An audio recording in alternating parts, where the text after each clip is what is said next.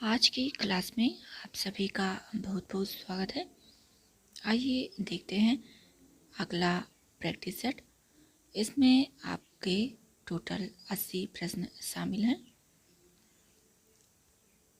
आप लोग अपने सभी साथी मित्रों तक इस वीडियो को एक बार शेयर कर दीजिए और जो नए जुड़ रहे हैं चैनल को ज़रूर सब्सक्राइब करें, क्योंकि यहाँ पर आपको हिंदी साहित्य का व्याकरण और साहित्य संपूर्ण पाठ्यक्रम पर आधारित 80 प्रश्न शामिल किए जाते हैं प्रैक्टिस सेट में।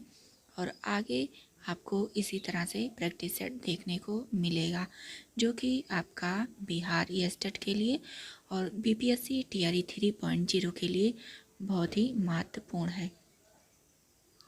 ये क्लास जो है आपका 6 to 8, 9 to 10 और 11 to 12 के लिए बहुत ही महत्वपूर्ण है।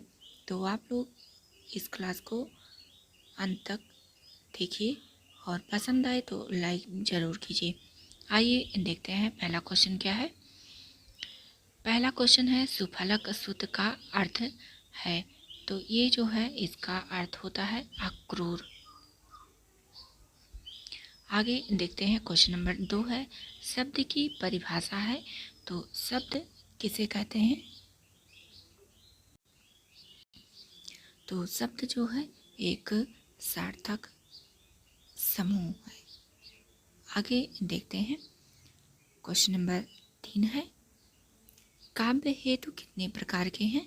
तो ये होते हैं 3 प्रकार के।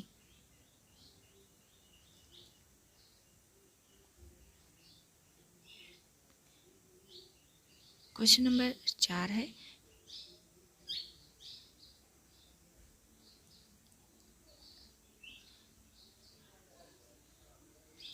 बिंदु में थी तुम सिंधु अनंत, एक सुर में समस्त संगीत, एक कलिका में अखिल वसंत, धरा पर थी तुम स्वयं पुनीत।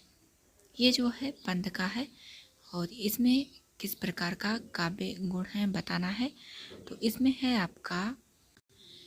आपका राइट आंसर हो जाता है ऑप्शन नंबर बी प्रसाद गुण।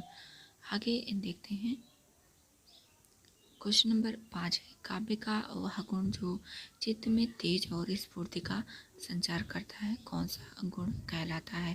तो ये कहलाता है आपका ओज गुण। आगे बढ़ते हैं क्वेश्चन नंबर 6 है ओज गुण का संबंध किस रस से है? तो इसका संबंध जो है रौद्र से है।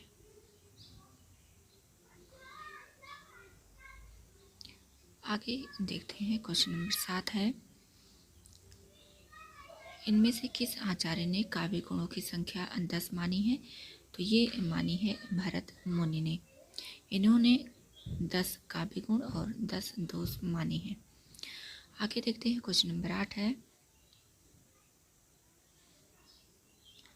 किस आचार्य ने दृष्टि जिसका अन्य नाम है प्रीति और अदृष्टि जिसका अन्य नाम है कीर्ति को काव्य का प्रयोजन माना है? तो ये माना है वामन ने। आगे देखते हैं क्वेश्चन नंबर 9 है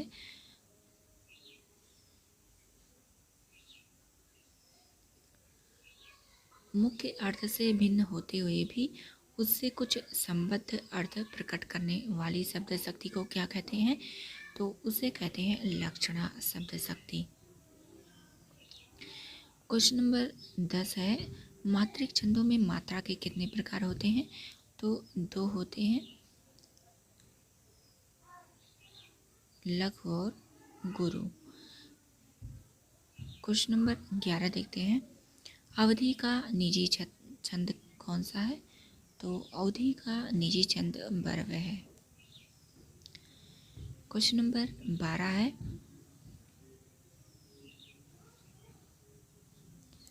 छंद शास्त्र के प्रणेता आचार्य माने जाते हैं? तो ये माने जाते हैं पिंगल मुनि। क्वेश्चन नंबर 13 है निम्नलिखित में से कौन सा वाणिक छंद नहीं है? तो ये है आपका अरिल। क्वेश्चन नंबर 14 है इंद्र वज्रा छंद के एक चरण में कितने वर्ण होते हैं? तो इसमें होते हैं 11 वर्ण। क्वेश्चन नंबर 15 है, करते अभिषेक पयोध हैं बलिहारी इस देश की, हे मातृभूमि तू सत्य ही सगुण मूर्ति सर्वेश की। इन पंक्तियों में कौन सा छंद है? तो इसमें है आपका उल्लाला। क्वेश्चन नंबर 16 है, डिगति उर्वी अति गुर्वी सर्व पव्य समुद्र सर, ब्याल बधिर तहि काल बिकल दिगपाल चराचर, दिग्यंद लरखरत परत दस कंधु मुख्य भर, सुर विमान हिमभानु भानु संगठित परस्पर, चौके बिरंच शंकर सहित कोल कमठु अहि कलमल्यो, ब्रह्मांड खंड कियो चंड धुनि जबहि राम शिव धुन दलियो। इसमें बताना है छंद कौन सा है, तो इसमें है आपका ऑप्शन नंबर बी छप्पे। क्वेश्चन नंबर 17 है, निम्न में से कौन सा विकल्प काव्य में छंद के महत्व से संबंधित गलत विकल्प है? तो इसमें है आपका option number A. Question number 18 है, विभाव के भेद हैं, तो विभाव के दो भेद होते हैं, आलंबन और उद्दीपन। क्वेश्चन नंबर 19 है, भट्टनायक का भुक्तिवाद किस दर्शन पर आधारित है? तो ये है आपका सांख्य दर्शन पर। क्वेश्चन नंबर 20 है, हिमाद्रि तुंग श्रृंग से प्रबुद्ध शुद्ध भारती स्वयं प्रभा समुज्ज्वलता स्वतंत्रता पुकारती, उपर्युक्त पंक्तियों में कौन सा रस है? तो इसमें है आपका वीर रस। क्वेश्चन नंबर 21 है, जिस प्रकार आत्मा की मुक्तावस्था ज्ञान दशा कहलाती है, उसी प्रकार हृदय की मुक्तावस्था रस दशा कहलाती है। तो ये किस आचार्य का कथन है? ये है आपका आचार्य रामचंद्र शुक्ल जी का। क्वेश्चन नंबर 22 है, जब ते निहारे खनानंद सुजान प्यारे, तब ते अनोखी आगे लागी रही चाह की, में विरह का कारण है बताना है। तो इसमें है आपका ऑप्शन नंबर सी पूर्व राग।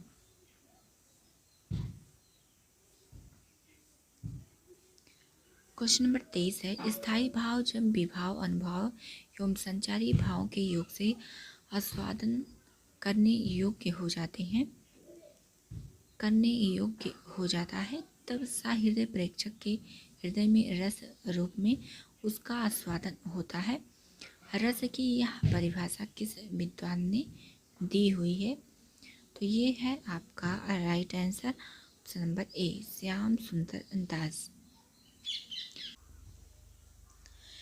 क्वेश्चन नंबर 24 देखते हैं, निम्नलिखित में से किसे संचारी भाव कहते हैं?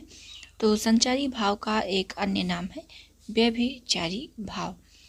आगे देखते हैं, क्वेश्चन नंबर 25 है, निम्न विकल्पों में से संयुक्त वाक्य को पहचानिए। तो यहाँ पर आपका राइट आंसर हो जाता है ऑप्शन नंबर सी।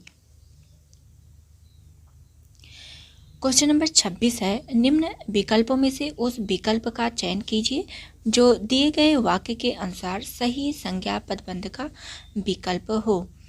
4 ताकतवर मजदूर इस भारी चीज को उठा पाए, इसमें राइट आंसर क्या होगा जिसमें संज्ञा पदबंध है? तो यहाँ पर आपका राइट आंसर हो जाता है ऑप्शन नंबर बी 4 ताकतवर मजदूर। आगे देखते हैं, क्वेश्चन नंबर 27 है आपका, निम्नलिखित वाक्य में उद्देश्य का सही विकल्प पहचानिए। रोहन गृह कार्य करने के लिए अभी अपने मित्र के घर गया है, इसमें आपका राइट आंसर क्या होगा? यहाँ पर आपका राइट आंसर हो जाता है option number A Rohan. Question number 28 है, निम्न विकल्पों में से संयुक्त वाक्य को पहचानिए। तो यहाँ पर ऑप्शन नंबर ए राइट होता है। क्वेश्चन नंबर 29 है, दिए गए वाक्यों में एक वाक्य अशुद्ध है, एक वाक्य शुद्ध है, जिसका चयन करना है। तो यहाँ पर आपका राइट आंसर हो जाता है option number B. Question number 30 है, इनमें कौन सा वाक्य शुद्ध है? तो इनमें है आपका ऑप्शन नंबर ए सीता ने यह कहा। क्वेश्चन नंबर 31 है, तुम बहुत अच्छे बच्चे हो, इस वाक्य में कौन सा पदबंध विशेषण पदबंध है? तो इसमें है आपका ऑप्शन नंबर बी, बहुत अच्छे।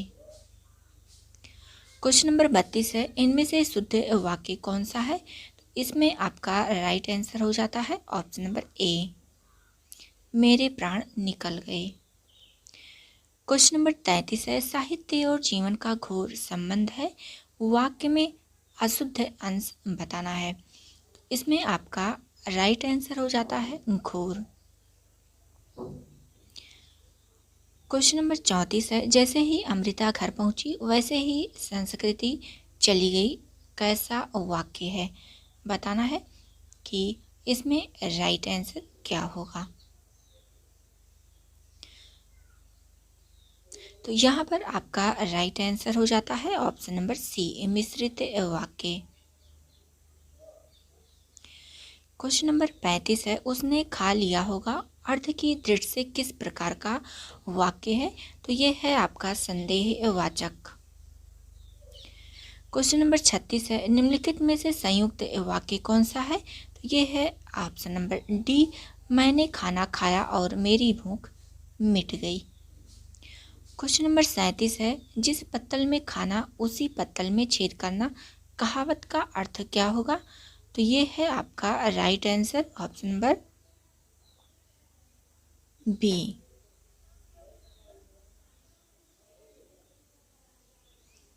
क्वेश्चन नंबर 38 है, कागजी घोड़े दौड़ाना मुहावरे का अर्थ क्या होगा? तो ये है व्यर्थ की लिखा पढ़ी करना।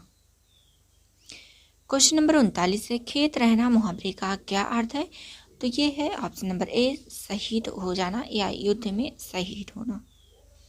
क्वेश्चन नंबर 40 है, आकाश टूट पड़ना मुहावरे का क्या अर्थ है? तो अचानक विपत्ति का आना। क्वेश्चन नंबर 41 है, खाक में मिलाना मुहावरे का सही अर्थ क्या होगा? तो ऑप्शन नंबर सी यहाँ पर राइट होता है, नष्ट कर देना। क्वेश्चन नंबर 42 है, निम्नलिखित प्रश्न में 4 विकल्पों में से उस विकल्प का चयन करें जो दिए गए मुहावरे का सही अर्थ हो। सर पर कफन बांधना, तो ये है ऑप्शन नंबर डी, राइट होता है, बलिदान के लिए तैयार होना। क्वेश्चन नंबर 43 है, मरने के लिए तैयार हो जाना अर्थ देने वाला मुहावरा है, तो ये है सिर पर कफन बांध लेना। क्वेश्चन नंबर 44 है, हाथ कंगन को आरसी क्या, इस लोकोक्ति का अर्थ क्या होगा? आंसर हो जाता है ऑप्शन नंबर सी, प्रत्यक्ष के लिए प्रमाण क्या।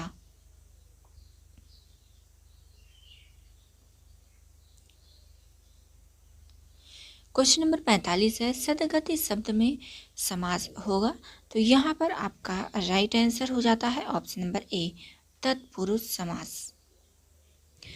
क्वेश्चन नंबर 46 है, आजन्म शब्द में समास क्या है? तो ये है अव्ययी भाव। देखिए यहाँ पर आ अव्यय है। क्वेश्चन नंबर 47 है, नीलोत्पल शब्द में समास कौन सा है? तो ये है आपका कर्मधारय। क्वेश्चन नंबर 48 है, राजा रानी में कौन सा समास है? तो ये है ऑप्शन नंबर डी, द्वंद्व समास। द्वंद्व समास में आपको विलोम शब्द मिल जाते हैं। आगे देखते हैं, क्वेश्चन नंबर 49 है, भारत रत्न में कौन सा समास है? तो इसमें है आपका ऑप्शन नंबर सी, तत्पुरुष।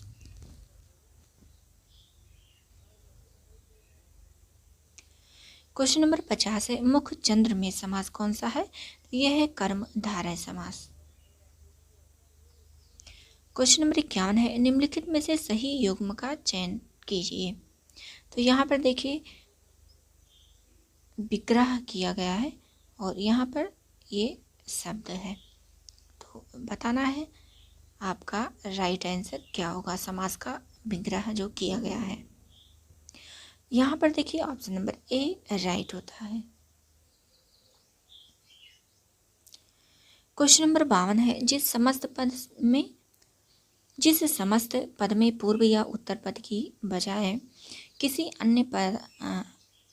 अन्य अर्थ की प्रधानता होती है, उसमें होता है बहुव्रीहि समास। क्वेश्चन नंबर 53 है, निर्देश पहले पढ़ लेते हैं। निर्देश में है आपका, निम्नलिखित शब्दों में संधि विच्छेद करते समय दिए गए विकल्पों में से सही रूप छांटिए। तो ये है आपका वीर प्लस उचित, वीरोचित।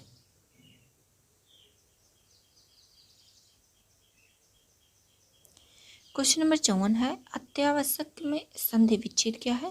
तो अति आवश्यक रहेगा यहाँ पर। क्वेश्चन नंबर 55 है, उचिष्ट शब्द का सही संधि विच्छेद क्या होगा? तो यहाँ पर हो जाता है ऑप्शन नंबर बी, उत प्लस चिष्ट। यहाँ पर राइट आंसर हो जाता है ऑप्शन नंबर ए, उत प्लस शिष्ट। क्वेश्चन नंबर 56 है, स्वर संधि के कितने भेद होते हैं? तो स्वर संधि के जो है 5 भेद होते हैं। क्वेश्चन नंबर 57 है, नीचे दिए गए शब्द का सही संधि विच्छेद वाला विकल्प पहचानिए। मुनीस का क्या होगा? इसमें हो जाता है मुनि प्लस ईस।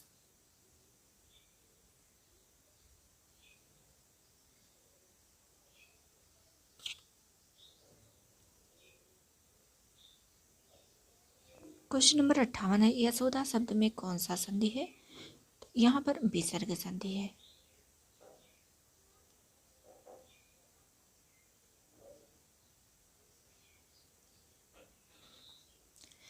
क्वेश्चन नंबर 58 है, वर्णिक छंद में गण कितने प्रकार के होते हैं? तो इसमें होते हैं 8। क्वेश्चन नंबर 60 है, निम्नलिखित में से कौन सा छंद का प्रकार नहीं है? तो ये है दृष्टांत। दृष्टांत छंद नहीं बल्कि ये अलंकार का प्रकार है।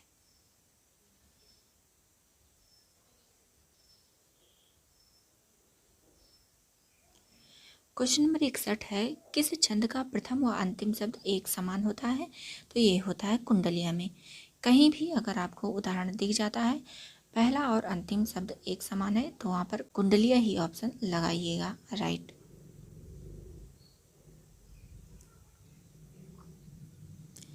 क्वेश्चन नंबर 62 है, छप्पे में होते हैं। तो छप्पे में आपके टोटल प्रथम 4 चरण में रोला के और अंतिम 2 चरण में उल्लाला के होते हैं। छप्पे जो है रोला और उल्लाला से मिलकर बनता है। क्वेश्चन नंबर 63 है, मैंने विद्यालय जाना है वाक्य अशुद्ध है। तो इसमें बताना है कि कौन सा अंश है जो कि अशुद्ध है। ये है आपका मैंने, मुझे विद्यालय जाना है, ये शुद्ध होगा आपका। क्वेश्चन नंबर 64 है, हनुमान ने संजीवनी बूटी से लक्ष्मण के लिए होश लाई। वाक्य में त्रुटि का आधार पहचानिए कि इसमें जो है कौन सी त्रुटि है, वचन संबंधी है या कारक संबंधी या लिंग संबंधी है या विशेषण संबंधी। तो यहाँ पर देखिए आपका राइट आंसर हो जाता है ऑप्शन नंबर ए, कारक संबंधी त्रुटि है। क्वेश्चन नंबर 65 है, आपने बुलाया होता तो हम अवश्य आते, अर्थ के आधार पर वाक्य भेद है। तो ये है आपका ऑप्शन नंबर सी, संकेत वाचक। आपने बुलाया होता तो हम अवश्य आते।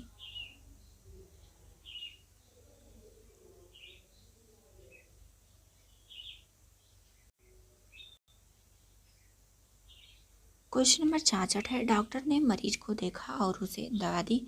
यह वाक्य किस वाक्य भेद का उदाहरण है? सही विकल्प को चिन्हित कीजिए। तो ये है आपका ऑप्शन नंबर ए, संयुक्त वाक्य। क्वेश्चन नंबर 67 है, अर्थ के आधार पर वाक्यों के भेद बताइए। तो अर्थ के आधार पर वाक्य जो है 8 प्रकार के होते हैं।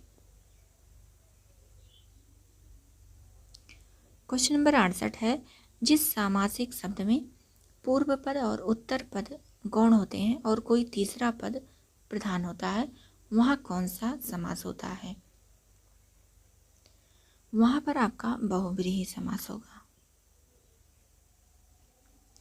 क्वेश्चन नंबर 69 है, कृताकृत में समास कौन सा है? तो इसमें है आपका कर्मधारय। ये महत्वपूर्ण है।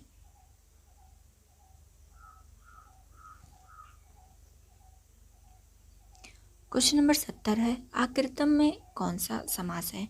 तो ये है तत्पुरुष। ये आपका ना तत्पुरुष है। तत्पुरुष के भी अनेक भेद होते हैं। क्वेश्चन नंबर 71 है, बखूबी में कौन सा समास पाया जाता है? तो इसमें है आपका अव्यय। बा जो है अव्यय है। क्वेश्चन नंबर 72 है, तत्क्षरण का सही संधि विच्छेद है। तो ये है आपका right answer, option number A, तत् प्लस शरण। क्वेश्चन नंबर 73 है, निम्नलिखित संधि विच्छेद की संधि क्या होगी? जल प्लस ओध का। तो ये हो जाएगा जलौध। क्वेश्चन नंबर 74 है, अनभिक्षा का संधि विच्छेद क्या होगा? इसका हो जाता है अनु प्लस इक्षा। आगे देखते हैं। क्वेश्चन नंबर 75 है आपका, दो निकटवर्ती वर्णों के परस्पर मेल से जो परिवर्तन होता है उसे क्या कहते हैं? तो उसे कहते हैं संधि। क्वेश्चन नंबर 76 है, व्याकरण के ज्ञाता के लिए शब्द है। तो ये देखिए व्याकरण है, ये महत्वपूर्ण है, आप लोग ध्यान दीजिएगा। क्वेश्चन नंबर 77 है, संदेह संशय में संदेह का अर्थ जहाँ मन में कुछ होने की आशंका होना, वही संशय का अर्थ क्या होगा? तो राइट आंसर हो जाता है option number D. Question number 78 है, जब वे उठे तो उन्होंने अपने को हल्का अनुभव किया। में रेखांकित का अर्थवाची शब्द निर्दिष्ट कीजिए। इसमें बताना है हल्का क्या क्या होगा। तो ये हो जाता है स्वस्थ। क्वेश्चन नंबर 79 है, अध्याहार का अर्थ क्या होगा? तो ये हो जाता है ऑप्शन नंबर सी। इसमें हो जाता है आपका ऑप्शन नंबर सी राइट, वाक्य में कर्ता और कर्म का जुड़ जाना। क्वेश्चन नंबर 80 है, हिंदी किस लिपि में लिखी जाती है? तो ये लिखी जाती है आपकी देवनागरी लिपि में। आपका ऑप्शन नंबर डी यहाँ पर राइट होता है।